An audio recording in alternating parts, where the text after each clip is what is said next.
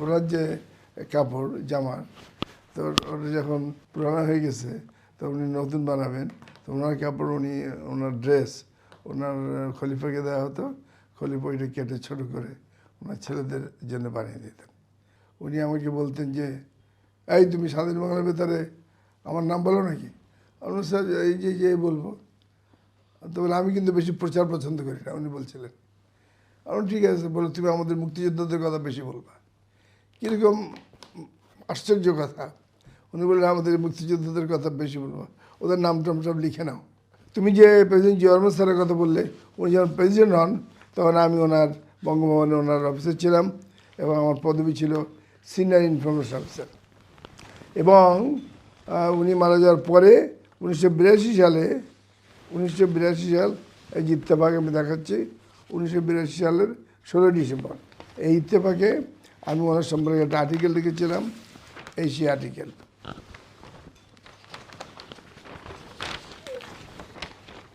এই আর্টিকেলের নাম ইস্ট বেঙ্গলের গর্ব, চিলমারি যুদ্ধ। এই যে জিয়া রহমান স্যার এখানে আছে, ওনার ছবি আছে। ওখানে একটা নদীতে বাঙালি মুক্তিযোদ্ধারা পাকিস্তানিদের হত্যা করে তাদের লঞ্চ দখল করেছিল, তখন ওই লঞ্চের পাশে দাঁড়িয়ে উনি মুক্তিযোদ্ধাদের সাথে বক্তব্য দিচ্ছেন। এই ছবি আমার তোলা, এই ছবি আমার তোলা। এবং আমি এখানে জিয়া রহমান স্যারের চিলমারি জয়লাভের পর মুক্তিযোদ্ধা স্থানীয় জনসাধারণের মাঝে উনি যে বক্তব্য দিচ্ছেন, এই ছবি আমি তুলেছিলাম, এই আর্টিকেল আমি লিখেছিলাম। এটা 16 ডিসেম্বর 1982 সাল, ওনার হত্যার 1 বছরের মধ্যেই। এবং এই আর্টিকেলটা দেখে বেগম জিয়া আমাকে যোগাযোগ করেছিলেন ভার্চুয়ালি। উনি ফোন করেছেন ব্যারিস্টার আমরুল ইসলাম, ব্যারিস্টার মনিরুল হোসেনকে, ইত্তেফাক সম্পাদক ব্যারিস্টার মনিরুল হোসেন তখন ফোন করেন আমাকে। আমি তখন ডেপুটি প্রেস সেক্রেটারি, প্রেসিডেন্ট এরশাদ। উনি বলেন যে বেগম জিয়া এই ছবি দেখেছে, আর্টিকেল দেখেছে, তো আপনাকে যোগাযোগ করতে বলছে। আমি ফোন দিলাম, উনি বললেন একটা আসেন আমার বাসায় চা খেতে আসেন। বিকালে গেলাম, কিন্তু উনি পরে ডিনার খাওয়ালেন এবং আমাকে বললেন এই ছবি আমাকে দেন, আর কোনো ছবি থাকলে দেন। আমি আরও কয়েকটা ছবি আমার ছিল জিয়া রহমান স্যারের উপরে, আমি দিলাম। ওনার সাথে কিছু কথাবার্তা হলো। তো উনি আমাকে বললেন আপনি আমার স্বামীকে কীভাবে কোথায় দেখেছেন একটু বলেন। এইটা বলে আমি শেষ করব।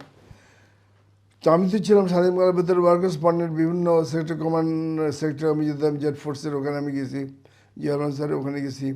ওনাকে যেটা আমি দেখেছি, উনি খুব ফ্রেশাস ছিলেন। উনি খুব ফ্রেশাস, খারাপ অর্থে নেবেন না, উনি খুব ডায়নামিক ছিলেন।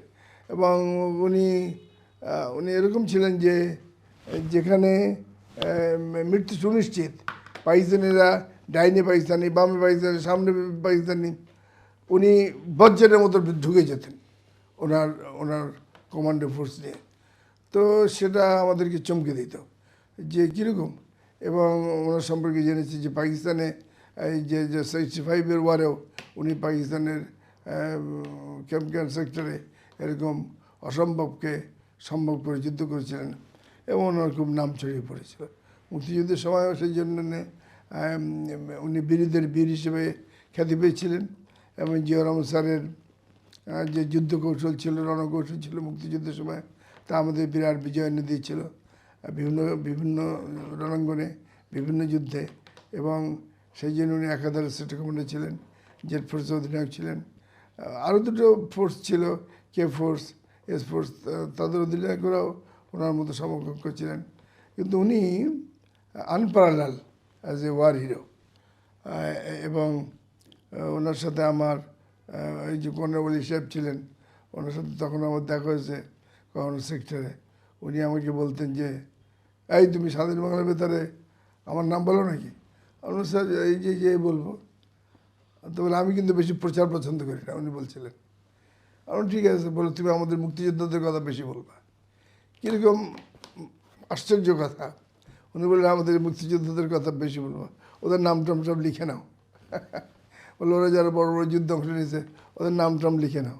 তা আমি স্যারের দিকে তাকাতে হবে, এরকম আমি তো ইয়াং বয়, আমাদের বয়স কত 18-19, আমার জন্ম তো 51 সালে। তো আমাকে খুব I was a bit surprised জন্য এরকম উনি প্রচার নাম দূরে থাকতেন। এখানে স্যার মানে প্রেসিডেন্ট জিয়াউর রহমানের যে জনপ্রিয়তার কথা বলা হয়, মানে বিএনপির কথা আসলে তো জিয়াউর রহমানের কথা আসবেই। সেক্ষেত্রে স্বাধীনতার ঘোষক বলি বা যেটাই বলি না কেন, ওটা তো অন্য অন্য বিষয়, দেশের কথা একটা বিষয়। এই যে জনপ্রিয়তার কথা বলা হয়, মানে এই জনপ্রিয়তার কারণটা কি আসলে? ওনার ওনার জনপ্রিয়তা, তো 10টা বাড়ি ছিল না, 20টা গাড়ি ছিল না, মানে এটা কিউরিয়াসিটি থাকে না তরুণদের যে হ্যাঁ একটা জনপ্রিয় কেন? ওনার জনপ্রিয়তার কারণ আমি বলি, এই যে বলে তো ওনার 10টা গাড়ি ছিল না। এমনকি বঙ্গভবনে একটা ঘটনা তোমাকে আগেও বলেছি, আমি সংক্ষেপে বলি। ওনার বেগম সাহেব বগুড়ায় যাবে, উনি দুই ছেলে নিয়ে তোমার কাছে গাড়ি চেয়েছে, যে উনি বলছে আমি তো বলছি আমার তো একটা গাড়ি ছাড়া গাড়ি নাই।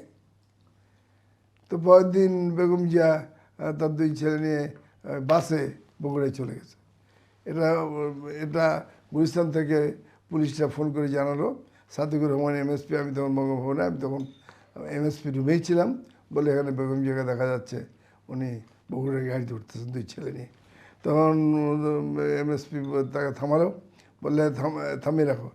তখন জিয়াউর রহমান স্যার রুমে গেলে বললো, বলে হ্যাঁ ও দাম তো বগুড়া যাবে বলছিল, আমার গাড়ি চেয়েছিল, আমি বললাম দাম তো গাড়ি নেই, একটা গাড়ি তো ছাড়া আমার গাড়ি নেই।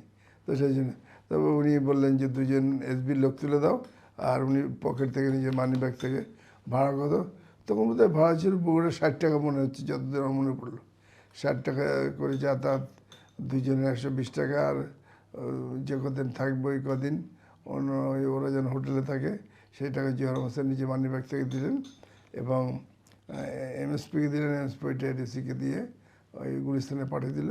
তারপর জিয়াউর রহমান স্যারের বেগম সাহেব তার দুই ছেলে নিয়ে বগুড়ায় চলে গেলেন, বগুড়া থেকে আসলেন।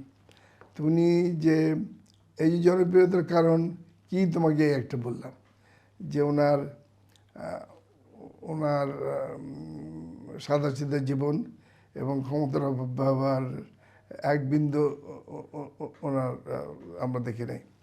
এমনকি ওনার গায়ের জামা কাপড় আমাদের যে বঙ্গভবনের খলিফা ছিল তাকে দিয়ে ওইগুলো ছোটো করে কেটে দিয়ে ওনার ছেলেদের জন্য বানিয়ে দেওয়া হতো।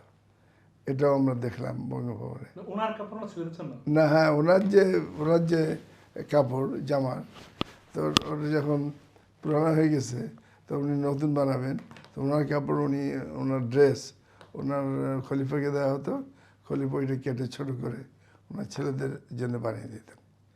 এরকম আরও অনেক বিস্ময়কর ঘটনা আছে। আরেকটা বই বলতে পারি যে আমরা উনি এক সময় বললেন যে ক্যাবিনেট মিটিং শুধু ঢাকা হবে কেন, বিভিন্ন ডিস্ট্রিক্টে হবে। তারপরে আরম্ভ হয়ে গেল বিভিন্ন ডিস্ট্রিক্টে ক্যাবিনেট মিটিং, আমিও সাথে যেতাম, চিটাগাং, কুমিল্লা, নোয়াখালী, ডাটা বিভিন্ন জায়গায় বিভিন্ন জেলায়। আমি এবার খুলনার কথা বলি। খুলনা সাইকেল হাউস ছিল সবুর খানের বাড়ির সামনে, সাইকেল হাউসে আমরা গেলাম, ওখানে ক্যাবিনেট মিটিং হলো সকালে। তারপরে লাঞ্চের সময় লাঞ্চ উনি খেতে বসছেন টেবিল, লম্বা টেবিলে, তো উনি হাত দিয়ে খেতে বসছেন, তো আমরাও দূরে বসছি, সেম টেবিল অফকোর্স। তো উনি খেতে বসে প্লেটে চামচে খাবে, এমন সময় উনি দেখেন ওনার হাতে ঘড়িটা নেই। তো উনি তখন উঠে গেলেন, সবাই উঠে গেলেন কেন, উনি যে বেসিনে হাত ধুচ্ছিলেন ওখানে ঘড়িটা খুলে হাত ধুয়েছিলেন। তো বেসিনের ওখানে ঘড়িটা খুলে রেখেছিলেন, রেখে হাত ধুয়েছেন, কিন্তু বেসিন থেকে এসে টেবিলে বসছেন, ওই ঘড়িটা নিতে মনে নেই ওনার, গিয়ে দেখা ঘড়িটা নাই, ঘড়ি চুরি হয়ে গেছে। সাইকেল হাউসে, খুলনা সাইকেল হাউসে ওনার ঘড়ি চুরি হয়ে গেছে। তখন উনি বললেন যে আফতাব, সাতক্ষীরার বাড়ি Aftabuddin, SM minister of fisheries, আর মাজিদুল হক মিনিস্টার, তারা বলেছে স্যার তারা আমরা ঘড়ি একটা এনে দেয়। তো উনি মাজিদুল হককে 500 টাকা, একে তোমার Aftabuddin SM minister of fisheries, তাকে 500 আর 700 টাকা দিয়ে বললেন এই দামের মধ্যে একটা ঘড়ি নিয়ে আসো। তো সে যে ঘড়ি আনতে চলে গেল, এতে খাওয়া দাওয়া হয়ে গেল, শেষ হলো। তারপর আফতাবের কাছ থেকে ঘড়ি চেয়েছে, একটা ঘড়ি দিল আফতাবের স্যারে। সেই ঘড়িটা দেখে উনি বললেন অনেক দামি ঘড়ি। তো আমরা একটু কত দাম, বিল কোথায়? তা স্যার যে টাকা দিল ওর মধ্যে গাই গুই করছেন। মাঝে স্যার ঠিক আছে রাখেন, আমার পরে এটা আপনার মিটিংয়ে বসেন। বলে না তোমার মিটিংয়ে বসো, আপনার বলে চলো কোন দোকানে চলো সেই দোকানে। সেই দোকানে যেয়ে দেখলো ওই ঘড়ির দাম 12,300 টাকা। ওই সময় হ্যাঁ, হাইস্ট দাম। তখন উনি ফেরত দিলেন, দিয়ে 700 টাকার মধ্যে ঘড়ি নাই, শুধু 800 850 টাকা দিয়ে একটা ঘড়ি কিনে উনি পরে তারপরে উনি সার্কিট হাউসে আসলেন, ক্যাবিনেট শুরু করলেন। উনি একটা প্রেসিডেন্ট 700-800 টাকা দামে ঘড়ি পরতেন। আর আফতাব বলতেন কি, উনি মাজুরাকে বললো ওকে বাড়ি চলে যেতে বলো, he should not continue as minister anymore. তারপরে এত অসন্তুষ্ট হয়ে গেলেন। তো ওনার এই সমস্ত কৃচ্ছতা এবং ওনার যে কৃচ্ছতা এবং ওনার যে সততা, সেগুলো মানে বিরল দৃষ্টান্ত। যেমন আর একটা বলি আমি, এক মন্ত্রীর দুর্নীতির খবর পেলেন উনি। সে east west east west east west electric কানেকশনের একটা প্রজেক্ট ছিল। সেখান থেকে মওদুদ তখন ওই পানি বিদ্যুৎ মন্ত্রণালয়ের মন্ত্রী। তো উনি খবর পেলেন যে সে এখান থেকে ঘুষ খেয়েছে, এবং খলিল রহমান ছিল সেক্রেটারি পানি বিদ্যুৎ মন্ত্রণালয়। খলিল রহমান ভালো মানুষ, তার ওয়াইফ ডাক্তার ছিল, উনি ওই টার্কিশ টুপি পড়তেন, সিএসপি ভালো মানুষ। তো তাকে জিয়াউর রহমান ডাকলেন, কী ব্যাপার বলো তো? তো সে সব বলে দিছে যে মোদিদের তো কয়েক লাখ টাকা ঘুষ দিয়েছে। বলা মাত্রই উনি এডিসিকে বললেন, মোদিদের বাড়ি যাবো, বিকেলে বলে দাও। তো মওদুদকে বলে দেওয়া হলো তার বাড়ি যাবে, বাড়িতে মানে ঢাকায় যে বাড়ি আছে ওই ওই রমনা পার্কের পাশে, তো ওখানে যাবে, ওনার বাসায় উনি যাবেন। তো মওদুদ তখন নোয়াখালীতে যাচ্ছিল। তো খবর পেয়েছি ওয়ারলেসে, আমাদের ফিরে আসছে, ফিরে তার বাড়িতে প্রেসিডেন্ট গেল, আমরাও গেলাম। প্রেসিডেন্ট সাহেব মওদুদ আসবে বলে মওদুদ কত মিষ্টি রসগোল্লা পান্তুয়া এনে রাখছে। জিয়াউর রহমান তো তারা গেল, এটা ওটা দেখলো, ফিরোজ স্কুলে দেখলো, দেখে বঙ্গভবনে চলে আসলো। মওদুদকে বললো, আসেন আপনি আমার সাথে। বঙ্গভবনে এসে উনি অনেক প্যাডে লিখে দিলেন, you are relieved from the charges of the ministry. এই সই করে ওকে দিয়ে দিল, ওরা তোমাকে চাকরিচ্যুত করা হলো, যাও।